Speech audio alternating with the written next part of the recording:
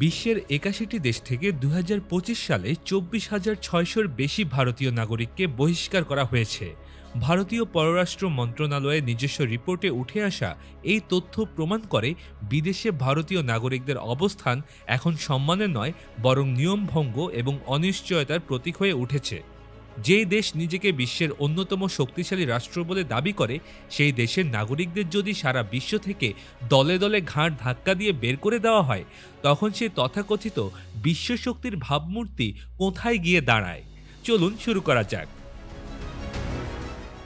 সম্প্রতি ভারতীয় পররাষ্ট্র মন্ত্রণালয়ে নিজস্ব একটি রিপোর্ট লিক হয়েছে বা সামনে এসেছে।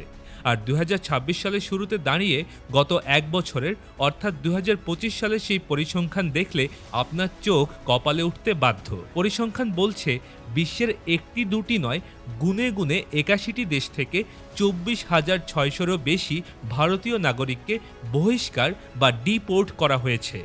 বিদেশে ভারতীয়দের অবস্থান এখন আর সম্মানের নেই, বরং তারা আজ নিয়মভঙ্গ, জালিয়াতি এবং অনিশ্চয়তার প্রতীকে পরিণত হয়েছে। কিন্তু কেন পুরো বিশ্ব আজ ভারতীয়দের দেশ থেকে বের করে দিচ্ছে? আজকের ভিডিওতে আমরা দেখব গ্লোবাল সুপার পাওয়ারের আড়ালে থাকা এক চরম ব্যর্থ রাষ্ট্রের গল্প। শুরু করা যাক মধ্যপ্রাচ্য দিয়ে। গালফ কান্ট্রি বা আরব দেশগুলো একসময় ভারতীয় শ্রমিকদের সবচেয়ে বড় ভরসার জায়গা ছিল। কিন্তু সম্প্রতি প্রকাশিত রিপোর্ট বলছে গত এক বছরে শুধু সৌদি আরব থেকেই ১১,০০০-এরও বেশি ভারতীয় নাগরিককে বহিষ্কার করা হয়েছে। বহিষ্কারের তালিকায় সৌদি আরব এখন শীর্ষে। কারা এরা? এদের বেশিরভাগই স্বল্পদক্ষ শ্রমিক, যারা নির্মাণ কাজ, গৃহস্থালী বা পরিচর্যা খাতে কাজ করতে গিয়েছিলেন। সবচেয়ে ভয়াবহ ব্যাপার হলো, ভারতীয় পররাষ্ট্র মন্ত্রণালয় নিজেই স্বীকার করতে বাধ্য হয়েছে যে ভুল তথ্য, জাল কাগজপত্র এবং জনশক্তি রপ্তানিকারক প্রতিষ্ঠানগুলোর চরম প্রতারণাই এই বিপুল সংখ্যক বহিষ্কারের মূল কারণ। এখন প্রশ্ন হলো, একটি রাষ্ট্রের নিজস্ব ইমিগ্রেশন এবং নজরদারি ব্যবস্থা কতটা ঠুনকো হলে হাজার হাজার মানুষ জাল কাগজপত্র নিয়ে দেশের বাইরে চলে যায়? এই দায় কি রাষ্ট্র এড়াতে পারে? এবার আসুন স্বপ্নের দেশ আমেরিকার দিকে। ডোনাল্ড ট্রাম্পের কঠোর অভিবাসন নীতি নিয়ে বিশ্বজুড়ে অনেক আলোচনা সমালোচনা হয়েছে ঠিকই, কিন্তু বাস্তব পরিসংখ্যান কি বলছে? যুক্তরাষ্ট্র থেকে গত এক বছরে বহিষ্কৃত ভারতীয়দের সংখ্যা ৩,৮০০ জন, যা গত ৫ বছরের মধ্যে সর্বোচ্চ। এর মধ্যে সবচেয়ে চাঞ্চল্যকর তথ্য হলো, শুধু আমেরিকার রাজধানী ওয়াশিংটন ডিসি থেকেই বহিষ্কার করা হয়েছে ৩,৪১৪ জনকে। তাদের বিরুদ্ধে মূল অভিযোগ ছিল ভিসার মেয়াদ শেষ হওয়ার পরও অবৈধভাবে থেকে যাওয়া এবং বিভিন্ন অবৈধ ও অপরাধমূলক কাজে যুক্ত থাকা।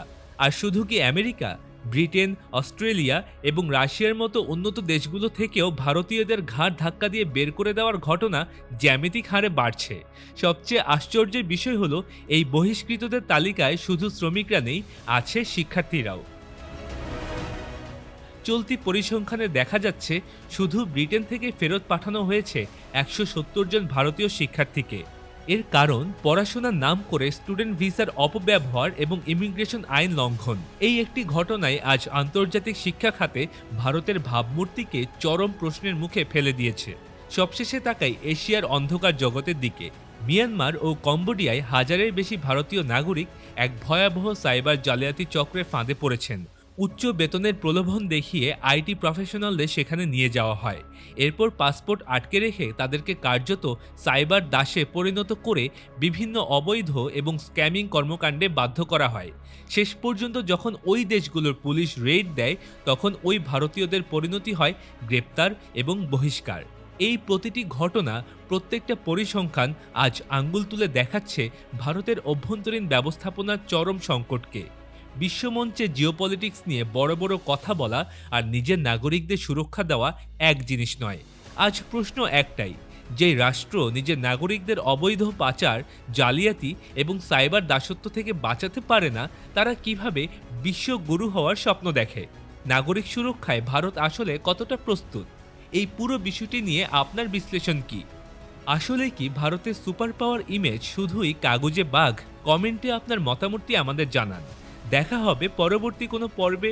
ততদিন আল্লাহর রহমতে ভালো থাকুন, সুস্থ থাকুন, বায়োস্কোপের সাথেই থাকুন। আল্লাহ হাফেজ।